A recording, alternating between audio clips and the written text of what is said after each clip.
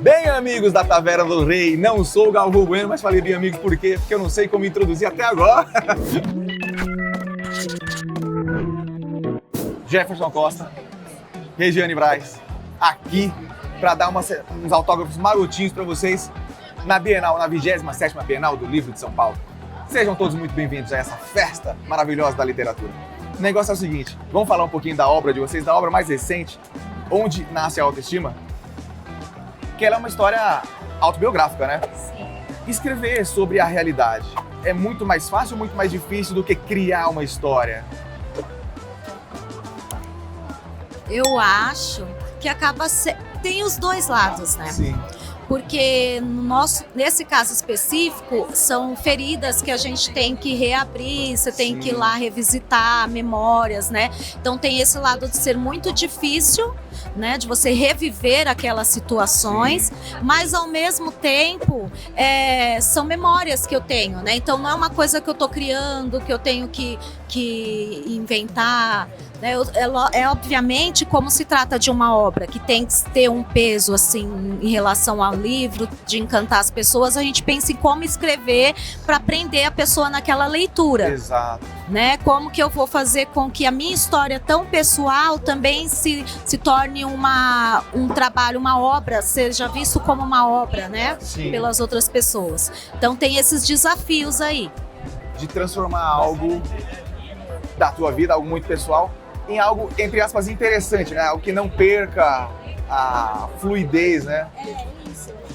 Então, que aí é que as pessoas acham assim, nossas vidas não são interessantes, né? E a vida de todo mundo é. Exatamente. E aí as pessoas se diminuem né, nesse lugar de não vai falar, não vai me entrevistar por quê? A minha vida não daria um livro. Então. Não, qualquer história de vida basta estar na mão de alguém que sabe transformar isso numa história interessante, né? Mas eu acho que no caso, né, da vivência dela nessa história, passa muito também eu acho que a dificuldade é assim, o que colocar, até onde ir, para não se expor demais, ou para não ofender alguém de certa forma que está envolvido. Então é o escolher o dosar, talvez seja né? Saber onde frear e onde acelerar, né? E quanto tempo durou desde a ideia de... Acho que a ideia ela vai nascendo aos poucos, né? Mas a decisão de, bem, isso aqui vai ser um quadrinho. Desde essa decisão de firmar esse novo trabalho, isso aqui vai ser um quadrinho, até o ponto final no texto ou da última traçada do pincel ali. Quanto tempo levou esse processo todo? Acho que uns 3 anos.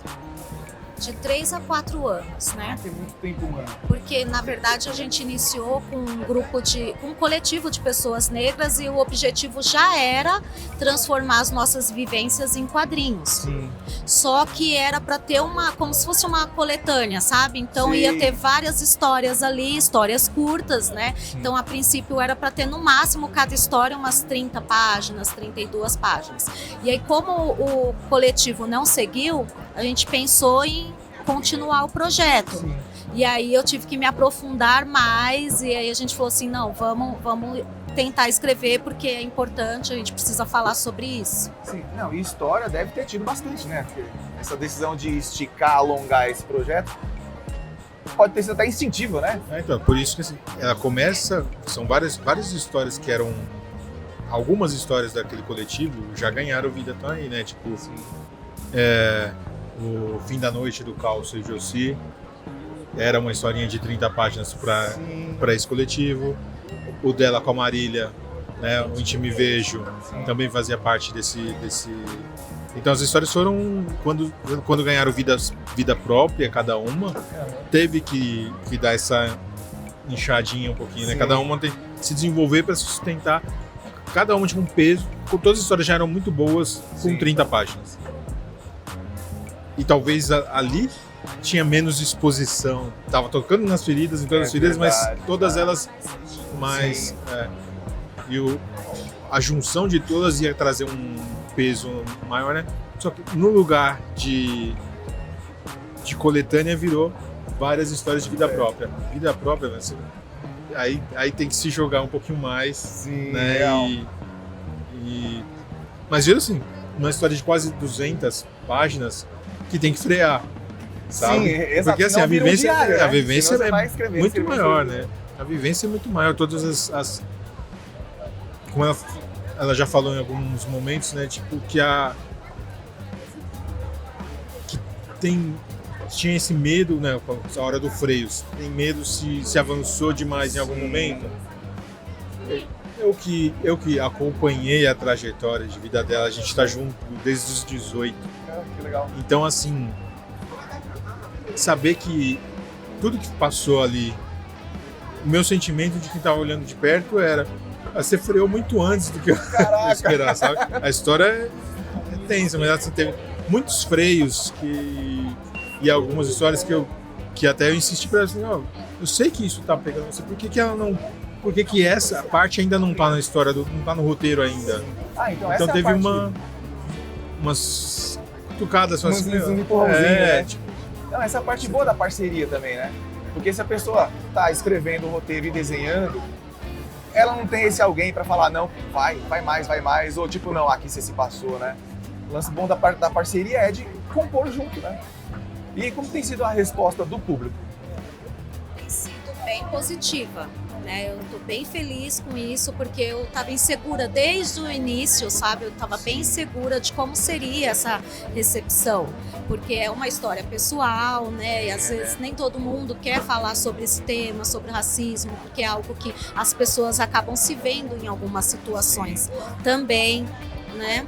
Mas, assim, está sendo muito gratificante ver o quanto as pessoas estão acolhendo e ainda recomendando e falando que é um tema necessário, que as pessoas precisam ler. Realmente. Porque é um tema espinhoso, mas ele é importante, ele é necessário. Porque até para as pessoas que não sofreram ter um pouquinho dessa vivência, nem que seja só como espectador, né? Porque o branco médio, ele nunca vai passar por certas situações. E às vezes perceber nesse lugar de que achou que nunca fez nada na vida, nunca Exato. foi. Eu sei que existe racismo, mas eu nunca fui. E nunca o cara que bate uma tela Depois... falando que nunca foi racista, ele só não sabe que foi. Então, e às vezes é só isso, às vezes é a oportunidade dele se perceber em alguma situação, né? Mas... Mesmo que como espectador, né? Vocês pensam em continuar essa parceria? Olha, eu entrei na fila para trabalhar com esse cidadão. Eu sei como é. Entendeu? É muito requisitado. Sim. Por mim, sim, trabalharia mais vezes, né, com ele, mas tem muitas pessoas querendo trabalhar com ele também. Ele também tem alguns projetos solo, né, que ele, depois do Roseiro, ele não escreveu mais nada, né? Sim. Nem tem publicado histórias pequenas, né? E como ele é, né, essa pessoa que desenha, que escreve, que edita também, eu já falo pra ele é editor, ele faz o trabalho de editor, aí ele só não se nomeia. Sim. Então não sei quando que vai ser o nosso projeto. Voltei pro fim da fila de novo.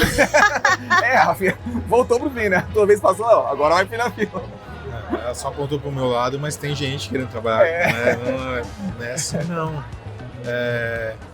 Mas sim, a gente já tem projetos engatilhados, tentando PROAC, mas tem, né? Mas é isso, não tem perspectiva se não tem uma forma ainda de viabilizar. Até sabe? porque ainda tá recente o lançamento desse. Não, mas é quase que a parceria de vida virar uma parceria de continuidade. Às vezes é até inevitável. Não tem... Por exemplo, parceiros que já foram de longa data. Já fiz, acho que, 3 ou 4 livros com Lilo Parra. Já foram 3, 4 livros com Calça. Pegou lá, por que ela vai parar em um? Exatamente. Ela tem que ser os 3, 4 no Vai mínimo, quebrar né? essa regra? Não, tem certas regras que tem que ser quebradas. Essa não, pô. E os planos de cada um? Quais são os seus planos futuros e quais são os teus planos futuros? Eu ainda pretendo, durante um tempo, falar sobre vivências, falar sobre racismo, sabe? Eu acho que ainda a nossa sociedade ainda está muito longe de chegar numa sociedade realmente numa democracia racial, né? Então eu ainda pretendo falar sobre esses temas. Maravilha.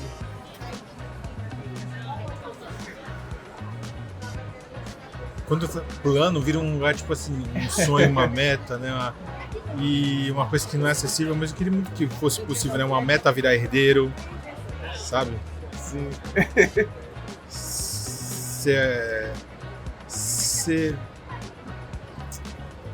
O negócio era assim, estar aposentado Isso é para uma poder meta. fazer quando... isso é uma meta. Estar aposentado para poder fazer só quando quer. Sem pressa, Sem né? pressa, sem a cobrança, sem não, boleto. Eu tenho 2 meses para terminar isso, não tem isso. Né? Então, isso realmente era plano.